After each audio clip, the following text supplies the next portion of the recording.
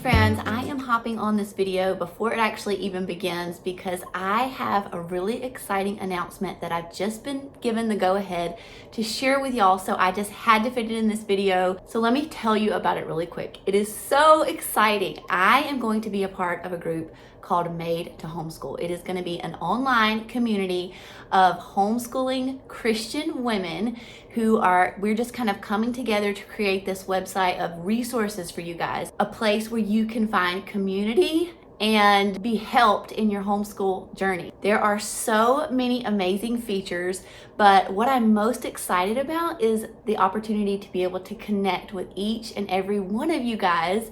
And I don't have like a membership here on YouTube, so this is gonna be kind of like my membership thing that I get to do to kind of connect with you guys and help you kind of one-on-one. We can chat, we can talk. So it is a membership, but let me tell you, it's cheaper than your favorite lipstick or a pack of diapers, okay? So it is gonna be so worth it. It hasn't launched quite yet, but there is an opportunity to get in on early access if you're part of the wait list, okay? So go ahead and sign up for the wait list. You can do it from the link in the description box, so it's no obligation. But hopefully when you sign up for that, you'll get an email. If the slots haven't already filled up, you will get an email saying that you can join early access, okay? It's something you're gonna wanna be a part of. Trust me, I have already been so blessed by this amazing group of women, this awesome community, and it's gonna be life-changing for homeschoolers. Also, when you sign up, just know that there are 2 Annas, so make sure that you hit Anna B when you join, okay? Also, I am going to be at the Teach Them Diligently conference in Pigeon Forge next week. So if you are planning to be there, please let me know. I would love to hug your neck, get a picture with you, whatever. It will be so fun to get to connect with some of you guys. I will be at the Made to Homeschool booth a lot because they're gonna have a booth there. I'll also be speaking on a panel there as part of Made to Homeschool. That will be Thursday afternoon. So you can come and hear more about Made to Homeschool there if you're curious. So I hope to see you guys at Pigeon Forge. Now let's do the Q&A. Hello friends, I am so glad that you are back here today with me.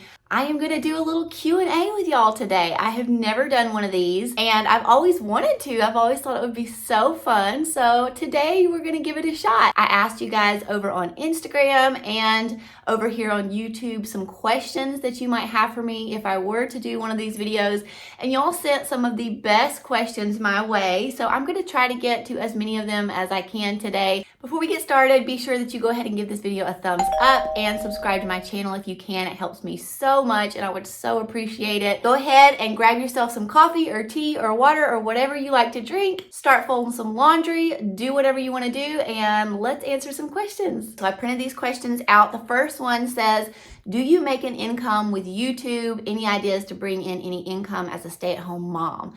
Yes, actually, I just got my first paycheck yesterday, so that's why I'm dressed up today. We're going out to eat. I'm taking all of my family to get Japanese steakhouse tonight because I'm gonna celebrate. I have been working in YouTube probably a little over a year consistently, and I just now got my first paycheck. So that was very exciting. And the rest of the money is going straight to buy curriculum.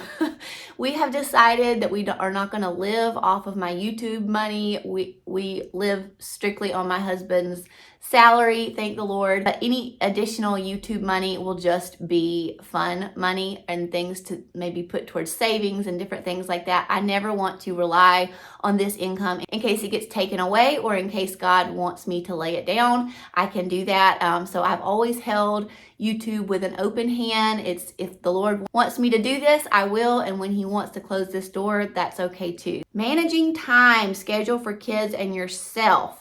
I actually have a whole video on this. My schedule, my kids' schedule, all of that is on there. And that would be my biggest recommendation, is to get some kind of schedule, some kind of flow to your day, because it helps so much in keeping everybody on task and making sure that you are productive and not wasting time. But I just have a little schedule printed out for myself of what I need to do as far as like cleaning tasks. And I have that on my fridge, and I just look at that every day and check off the things that I need to do. And the kids, they have a chore chart, each one of them do, of things that they have to complete every day. And the kids are not allowed to go outside and play or do any other kind of fun things, TV watching, anything like that, until all of their chores are done. So that is motivation for them to get all those things done, because they know afterwards they get to do whatever they want. How do you keep sane while also serving your family? At times I feel like I just pour so much of myself, but I need time to myself as well. I don't even get 2 hours to myself a week. I'm drained and I literally have no one. It's all on me. So what is your number one advice for holding yourself together in order to be able to serve your family? Oh, this is so hard. And I feel you. I've been there and I often feel like that. But my first advice would be like, talk to your husband about it and make sure that y'all are on the same page with things, because he may not understand that you feel this way. And maybe if he did know that you felt like this, he might offer to help a little bit more. He may already be helping. I don't know the situation, but my husband is a huge, huge help. I am very, very blessed to have him. He does a lot of stuff in this house and he helps me a lot, and he is very good about seeing when I'm overwhelmed and then stepping in and helping me when I'm feeling like that. So I'm not very good at communicating that with him, but he's known me long enough to know when I'm feeling that way. So especially if you're newly married, maybe start talking to him about your feelings, and maybe he can help you more. One of my big things that I do every day to kind of recharge and kind of get away from all the noise is I take a bath after dinner every night, pretty much, unless my husband's working nights. And that is like a big deal for me. Like, it completely recharges me. And that's something sweet that my husband allows me to do. He takes the kids and lets me kind of have a minute. And that really helps me and kind of recharges my battery. And then I usually will try to, on Fridays, my husband is usually off work. So on Fridays, I go and like do grocery shopping and go to Target and do things like that. And even though I am still technically serving my family because I'm getting our groceries, it still feels like a little bit of a break for me because the kids are not with me. So I do try to do that like once a week, try to have like an outing by myself. And sometimes I will take the kids as like take one of them and do like a date with them. But usually I do this by myself, and that's another way that I can kind of get a minute to myself. But I think that is so important as moms. I do feel like we do need those minutes to ourselves. I'm not so into like self-care that I think you should like never be with your kids and you should always be worrying about you. But I do think it's very important to have those times where we can have those like mental breaks where we're not having to mother, we're not having to hear all the noise, and we can just kind of have a little bit of a mental break. I think that's really important for our mental health. And just cling to the Lord in those moments. Like, just pray and say, Lord, I am stressed, I am struggling, I need a break. And just pray. And you know what? You never know. Somebody might knock on your door and offer to keep your kids for a minute. That's another thing too. You've got to ask for help. Like when we're struggling, us moms, it's so hard for us to ask for help. But I guarantee you have someone in your life that if they knew that you were struggling, they would be there in a flash to keep those kids and give you a break. So maybe just reach out to them and say, or like another mom and say, hey, I'm really struggling this week. If I keep your kids for a couple hours, will you keep mine for a couple hours on this day? And just kind of swap out so that you both are getting a little bit of a break, but you're also helping each other. Okay, do we have a day of the week where we give ourselves a short school day? Yes, on Mondays when co-op is in session, that's like our easy day because we only do co-op. We don't do any other kind of studies on those days. And then Friday, we usually don't do history or science. We just do our core subjects. So Fridays are a little bit of a lighter day too. Now, oftentimes we do have to do history and science on Fridays if we didn't do it the other days of the week that we allotted for that. But usually we don't have to do that on Friday, so that's a little bit of a lighter day. Do your children ever groan about starting classes? If so, what kind of things do you do to help motivate them? I say, get your Fanny in here and start school. That's what I do. I say, I don't care if you want to do it. Sit down. We're doing it. You're the mom. You're the parent. You got to lay down the law. Our kids do not run the show. We're the boss. God has entrusted these kids to us. God has commanded those kids to honor and obey their parents. And so their job is to obey. Our job is to discipline and disciple. So when mommy says it's time to start school, we start school. There may be some grumbling and complaining, and if there is, we have to deal with that. Sometimes it means that they have to go in their room and sit for a minute and recompose themselves, and then sometimes it means we need to implement some discipline.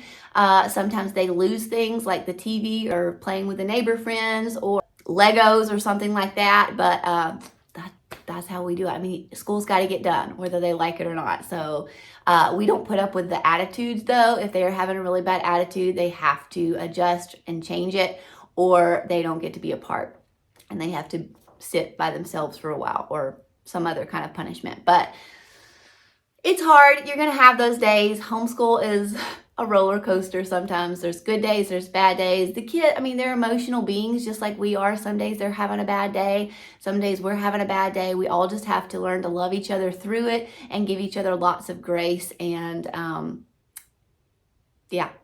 don't know what else to tell you on that one. It can be hard. How do you start adding in teaching homeschool into your toddlers? I had a few questions like this, and I don't push it, to be honest. We read a lot of books. I have things at their disposal like brain activities, coloring books, and activity books that are on their level, but I don't push it so much. Emmy Grace just turned 4, and she actually brings me her little preschool book just about every day and begs me to do it. Like, she wants to do it. She loves to do it, and I'll do it when she wants to, but honestly, I don't have like a set day of week. Emmy does school this day, this day, this day. I just let her do it when she wants to do it, and I have found that doing it that way makes them learn to love learning instead of not loving it, because if it's something they feel like they have to do, especially at that young age, then they're probably not gonna love it. And so I really want them to love it. And so we really just don't push it, and we just kind of introduce things like activity books that are for pre-K and things like that, and they usually will want to do it because it's like fun to them, especially if they have older siblings that are also doing it. They want to be like them, and they just pick it up and start doing it. Could you give advice to someone considering homeschooling? Yes, do it. That would be my advice. Just take the leap of faith and step out and just do it, because you're going to love it. You're going to see that fruit in your kids probably right away, and it's going to be the best thing you've ever done. I have never spoken to a homeschool parent that regrets it and that says that I wish I wouldn't have done it. Every single one I've ever talked to has been so glad that they did it, and have said it's the best thing that they've ever done. One of my big fears was that I wasn't adequate, like I wasn't going to be good at it. I wasn't going to be consistent with it. And I would just say that those are probably lies from the enemy, because if you have this on your heart, that's more than likely the confirmation that you need to go ahead and do it. Like, the Lord is telling you to do it, so just do it. But don't let those fears, like, I can't do it, I'm not good enough, I'm not smart enough, what will my family think, what will so-and-so think, maybe they won't be social, they're going to end up being weirdos. Like, all of those things are like lies from the enemy, and lies that society tells us that are just not true. And so don't let any of those fears come into play. Like, just go for it and try it. And the worst thing that can happen is y'all don't like it and you just send them back to public school or whatever school that they were in. But I guarantee you, once you start it, you're going to love it. Would love to hear your Christian testimony. That would be a really long one, but I will insert a podcast that I did recently where I did talk about my testimony in pretty good detail. So I'll link that below if y'all want to watch that. But I'm not really going to go into much detail. I got saved at a really young age, and it's not a super interesting testimony. I was a pastor's kid, and so it's not super interesting, but I will go ahead and put that link down if y'all are interested and want to hear that. How do you not get burnt out? Being a mom and wife is such a big task in itself. Sometimes I can't help but feel so defeated. Oh, I know how you feel. That's really, really hard. And we all feel burnt out every once in a while. Even if you're not a stay-at-home mom, just a mom in general, you're going to feel burnt out sometimes. And we just have to not feel like we're failing, because just because you're burnt out doesn't mean you're failing. Sometimes you're just tired, mama, and you just need some rest, and you just need to get with your husband and say, listen, I need a break. Can I run to Target? Or can I take a nap? Or call your mother-in-law and get her to come over and say, just need a minute, just a minute to recharge.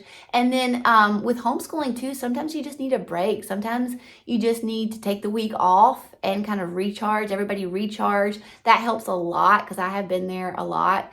And sometimes you just, it can just feel overwhelming and you just need a little bit of a break. And that is okay. Give yourself grace.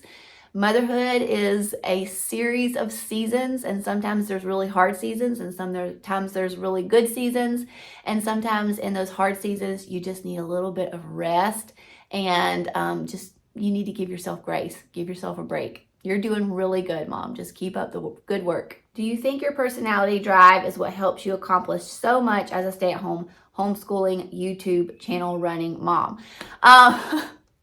Yes, I feel like I have a personality. It's also because of how I was raised. I was not taught to be lazy. We come from a family of really hard workers, and I'm so appreciative of that. And that's one thing we're trying to also instill in our own kids. But so part of it is, I wouldn't say my personality, I would say it was how I was raised. I was raised to be a hard worker. But you know, even I struggle with laziness sometimes and wanting to just sit on the couch and scroll on my phone. I think that's probably a struggle for a lot of people. And I have to just say, nope, I got to get up. I got to do this. It's part of my job. My job is to keep this home. I'm the keeper of this home. And part of that is to keep it running, keep it not being completely a messy, chaotic, crazy, wild place, and to just make sure that everything is running smoothly. So that's like I just look at it as my job. And if someone was paying me to work a 9-to-5 job in a building somewhere, I certainly wouldn't be sitting on my phone doing nothing and then expecting to get paid at the end of the week. And I just have to look at my homemaking as also a job. Like, I can't just be sitting there doing nothing. That's not a good use of my time. So, I mean, I think we all can struggle with wanting to feel kind of lazy and not getting things done, but we really just have to fight that and say, nope, I'm going to get it done. You just got to get up and you just got to do it. I don't have good advice on that. Love your channel so much. Definitely want to homeschool, but nervous because where do you begin? How do you start? I feel like it's overwhelming. Homeschool for beginners. I actually have a whole video on how to start homeschooling. I'll link it up here for y'all. But I explain everything on how to start. But it definitely can feel overwhelming.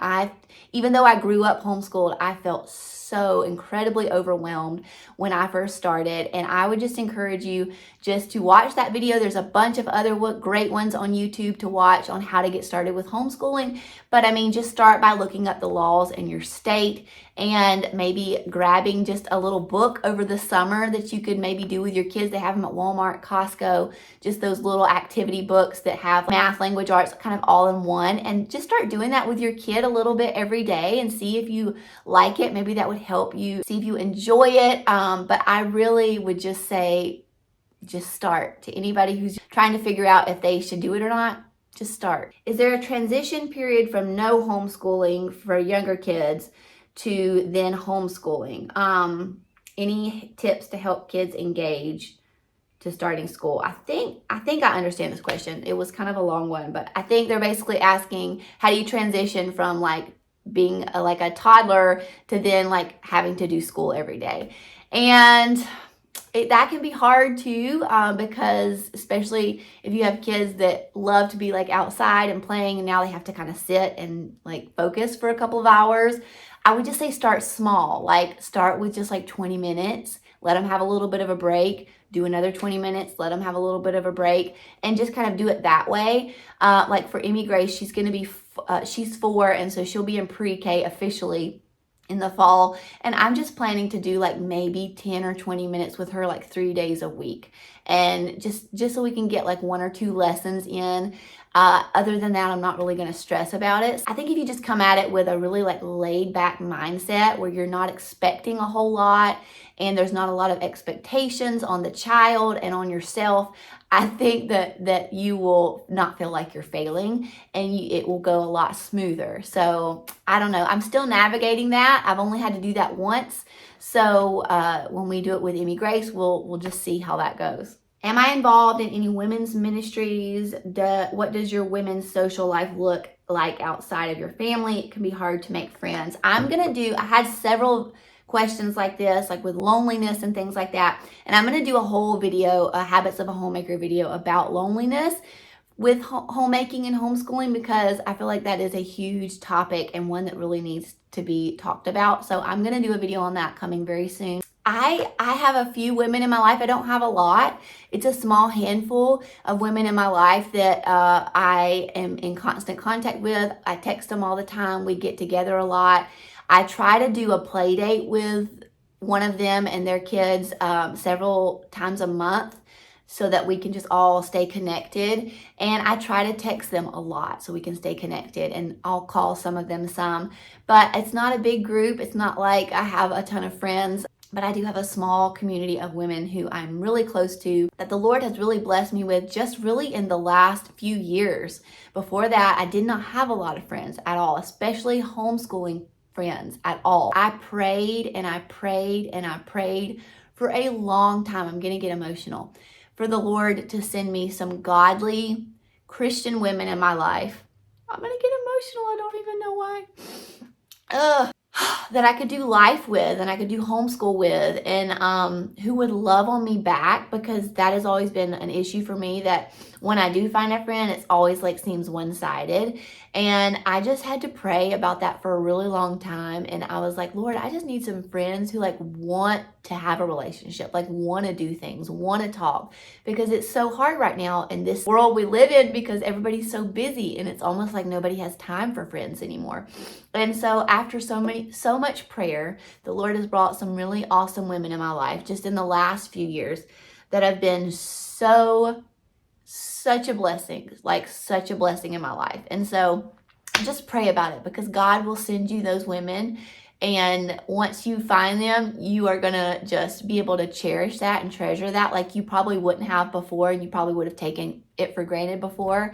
But I really think that the Lord, that He loves us so much, and He wants the best for us, and He wants to give you those friends in your life. So just start praying for it, because it'll happen. Okay, how to keep things alive with your spouse on the daily. Date night ideas, especially at home.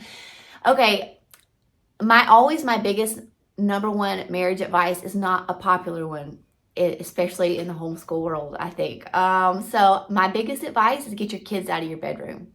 There, I said it. I'm sorry. I know a lot of you guys are like co-sleepers, and that's precious. It's so precious. But if you want a super strong marriage, I really think that the kids need to be out of your bedroom, and y'all know why. So that's my biggest advice. And we've been to some marriage conferences, and that's always like top on the list. In marriage conferences too, they'll always tell you your kids don't need to be in the bedroom with you. That needs to be you and your husband's space. I honestly don't think any of our kids have ever slept in our bed all night long. Like sometimes when they're sick, they'll end up in our bed for a couple of hours. Sometimes when we have a newborn, they'll be in our bed every once in a while. But like my husband was adamant on that from the beginning. He's like, no kids in our bed. And I'm thankful that he did that, because if he hadn't, I probably would have gave in and the kids would probably be in the bed with us every night. But another question on here was asking, how long have me and my husband been together? We've been together, it'll be 14 years this August. So I feel like at this point, I do have a little bit of wisdom to share on this subject, but I really think you got to get those kids out your bedroom. Another big thing for us is bedtime. Our kids go to bed between 7:30 and 8 every single night.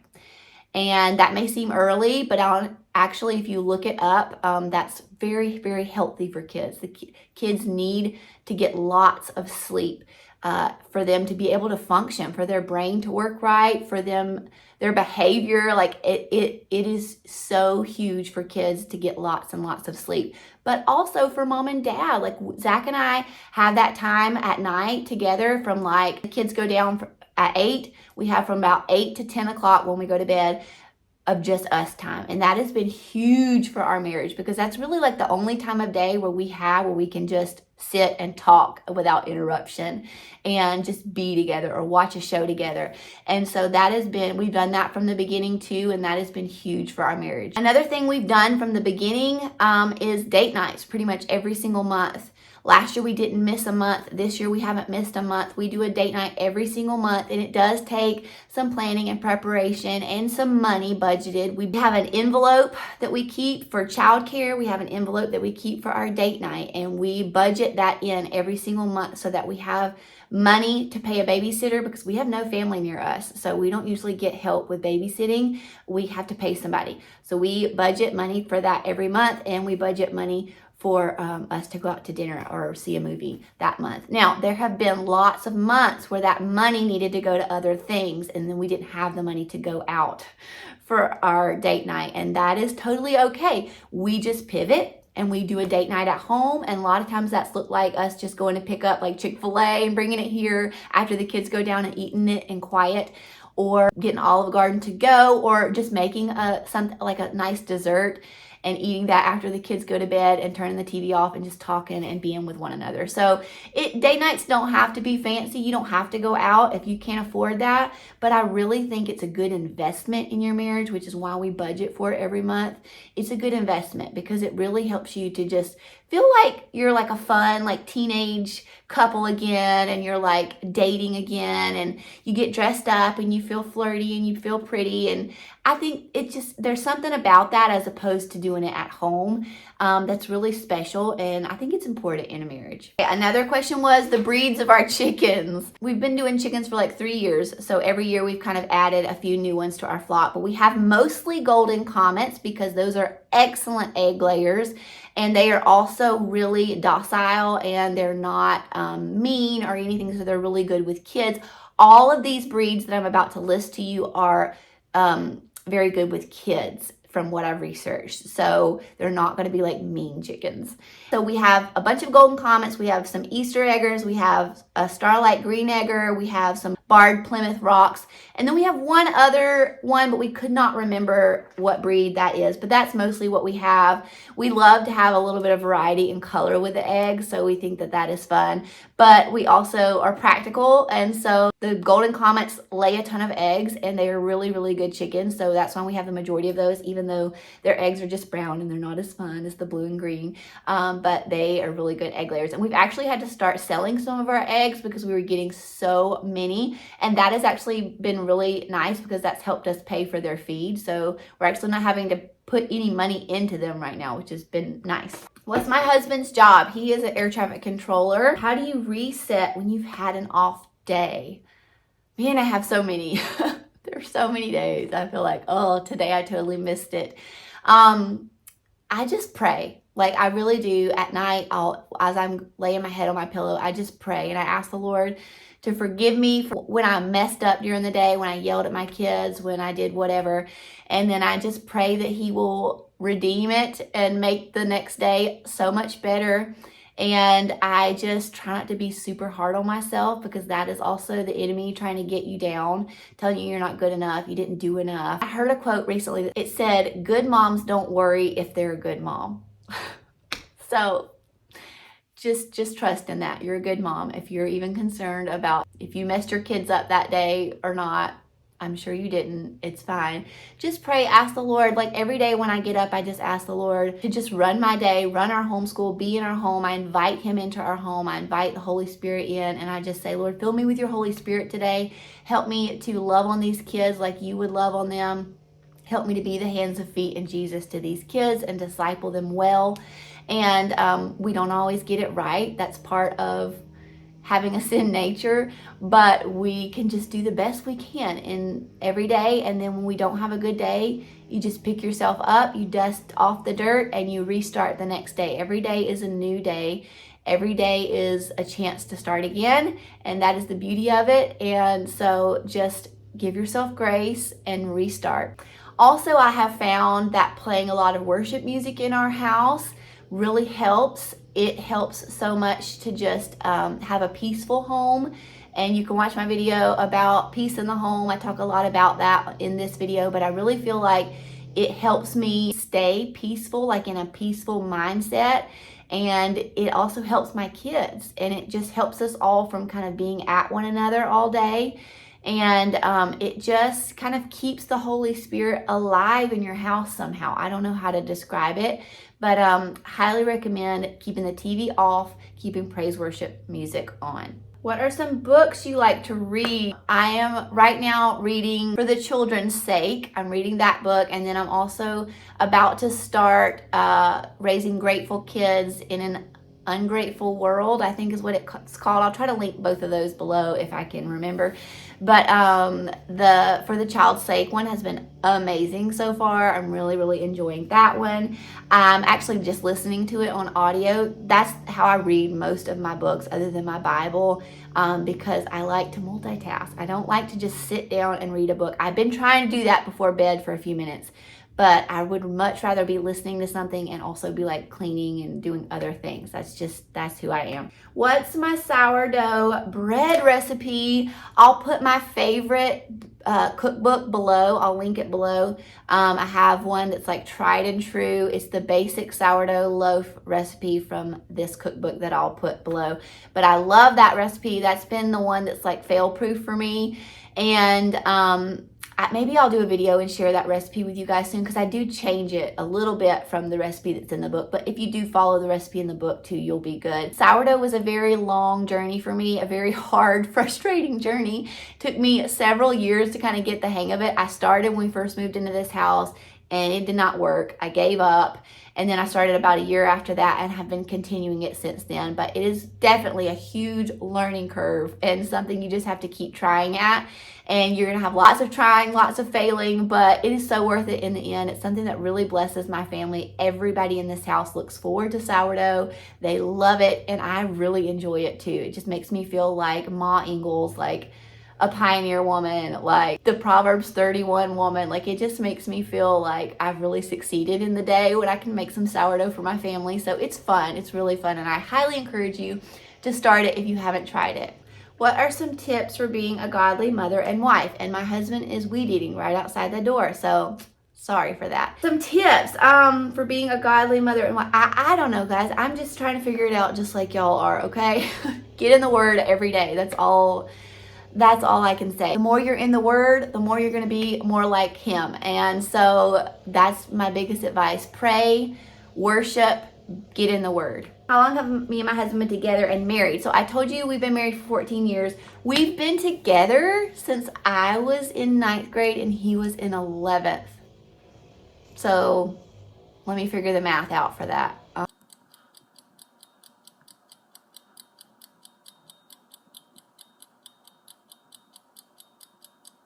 So 20 years, y'all.